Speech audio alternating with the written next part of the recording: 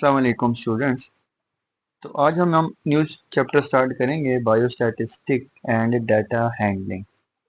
अब आप लोग सोच रहे होंगे कि हम प्री मेडिकल के स्टूडेंट हैं, मैथ से जान छुड़ाई थी, बायो रखी थी, तो फिर ये मैथ हमें क्यों पढ़नी पड़ेगी, फिर कैलकुलेशंस क्यों पढ़नी पड़ेगी।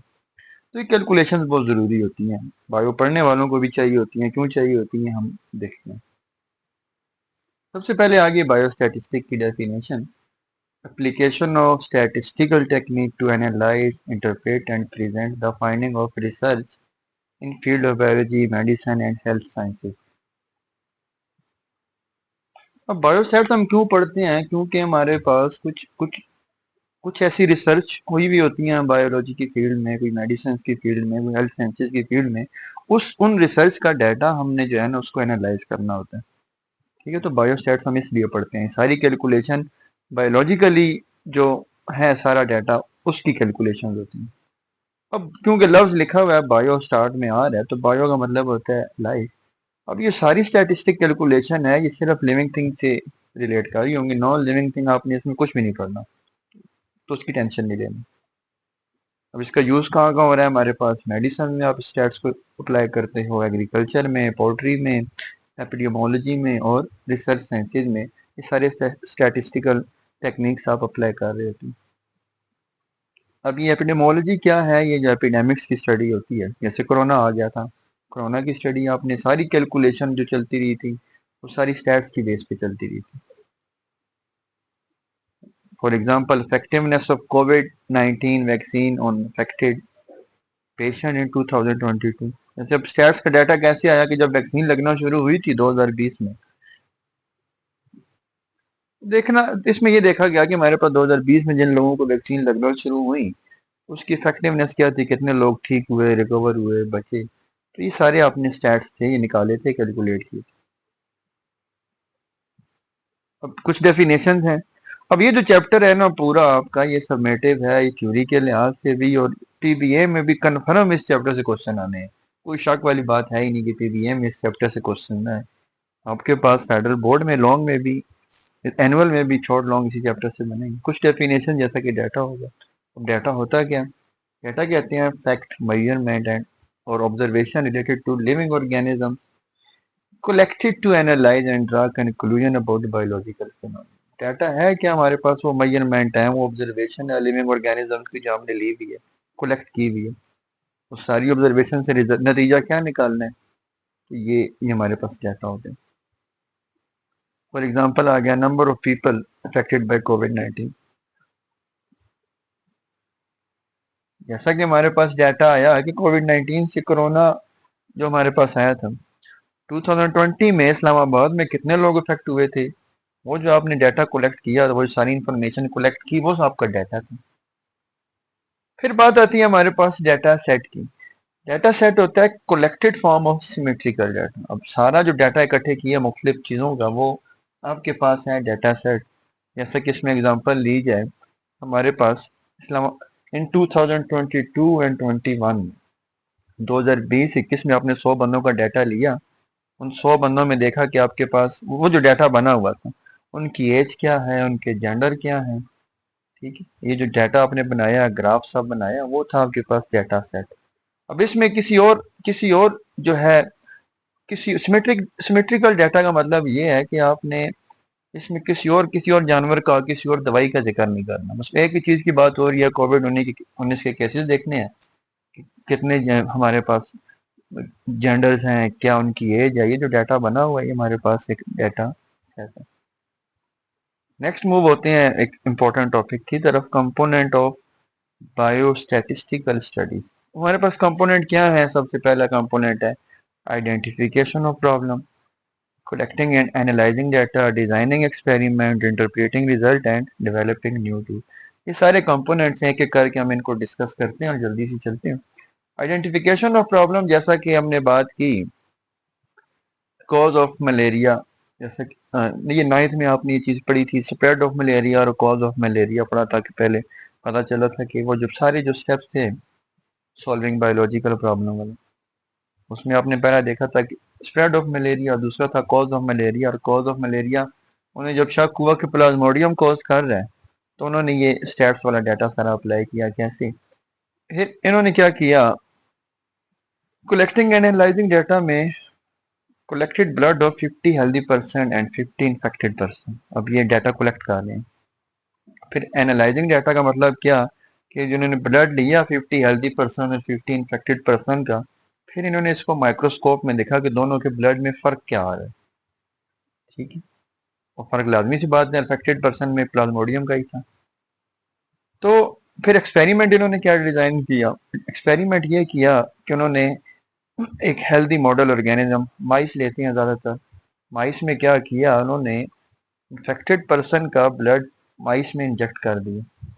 जब माइस में इंजेक्ट किया तो फिर देखा कुछ टाइम के बाद कि उस माइस में भी सिम्टम्स आ रहे हैं कि नहीं आ रहे।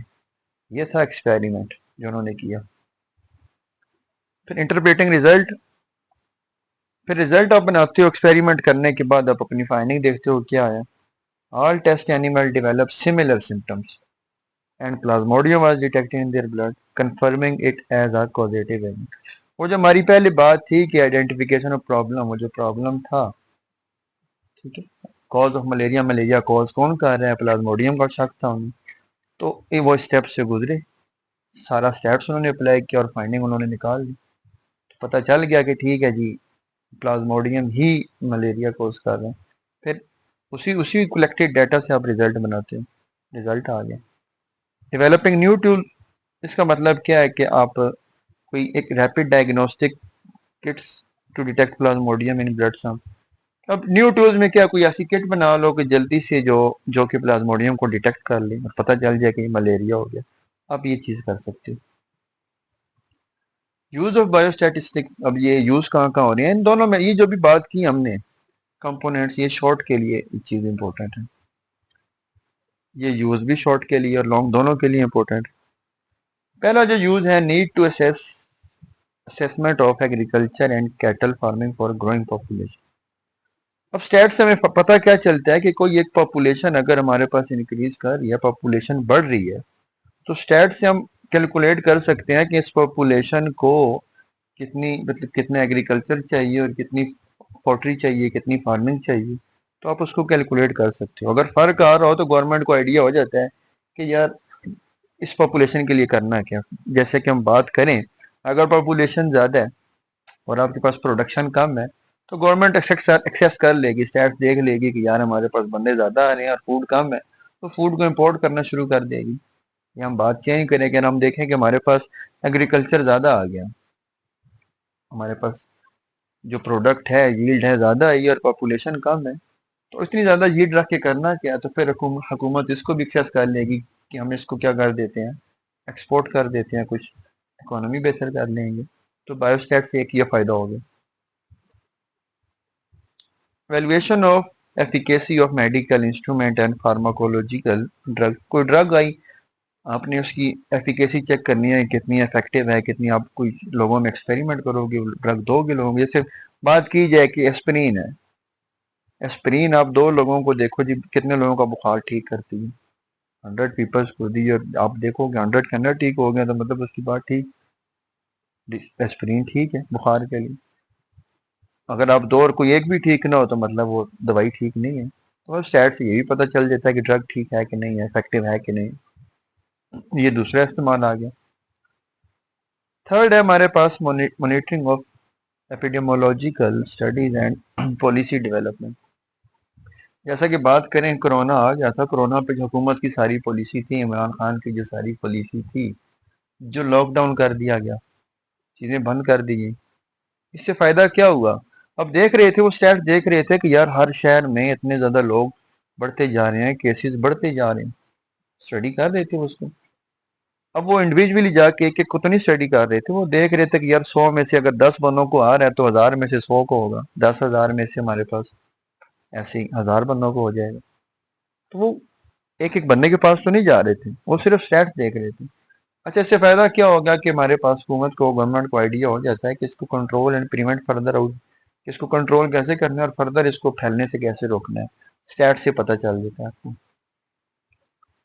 फिर है management of public health and population growth. Stat से आपको ये चीज पता चलता है कि पॉपुलेशन ग्रो कर रही है, पॉपुलेशन अगर किसी जगह पे ग्रो कर रही है तो फिर उसके लिए आपको डिस्पेंसरीज चाहिए, ज़्यादा अस्पताल चाहिए, establishment of new hospital in city with population growth and population census। ठीक है, तो ये स्टैट्स का एक ये भी फायदा है। जेनेटिक डिजीजेज में जैसा कि हमारे पास कोई कोई जेनेटिक डिजीज है कि थैलेसीमिया हो गया, हीमोफीलिया हो गया, कैरियर फादर कैरियर मदर है, तो कितने परसेंट लोगों के चांस है कि हमारे पास हेल्दी आए, कितने परसेंट कैरियर आए, कितने परसेंट इन्फेक्टेड आए। तो ये स्टैट से आप निकाल सकते हो। ये चीज़ आपने इनहेरिटेंस वाले चैप्टर में ये चीज़ की होगी, कैलकुलेशन की होंगी। तो ये भी स्टैट्स ही थी जो आपने की थी। Population indicator and environmental protection. अब स्टैट से आपको ये चीज़ भी पता चलती है कि एनवायरनमेंट का पॉपुलेशन पे इफेक्ट क्या आ रहा है, फिर उसका सोल्यूशन क्या है। जैसा कि बात की जाए स्मोग है, स्मोग आप स्टैट से पता चलता है किस किस एरियाज में स्मोक ज़्यादा हो रही है, फिर उसका सोल्यूशन क्या है हमारे पास। आप ये जो शजरकारी करवाते हो, प्लांटेशन ड्राइव्स करवाते हो, अपना सोल्यूशन क्या है इसका कि ये करवानी चाहिए पंजाब में, स्पेशली लाहौर में। अब लाहौर आपको पता है सर्दियों में स्मोक होता है, तकरीबन सारी सर्दियां इसी में गुजर जाती हैं। स्कूलों में छुट्टियां हो जाती हैं, कॉलेजेस में छुट्टियां हो जाती हैं, काफ़ी सारे कारोबार अफेक्ट हो जाते हैं।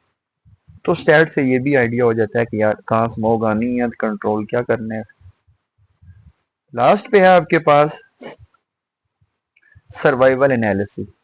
सर्वाइवल एनालिसिस में क्या है कि आपने कोई कोई एक ड्रग बना ली और आपने एक ट्रीटमेंट था, कोई इन्फेक्टेड पर्सन थे, दो ट्रीटमेंट दी, एक ट्रीटमेंट वन दिया और दूसरे को ट्रीटमेंट टू दिया।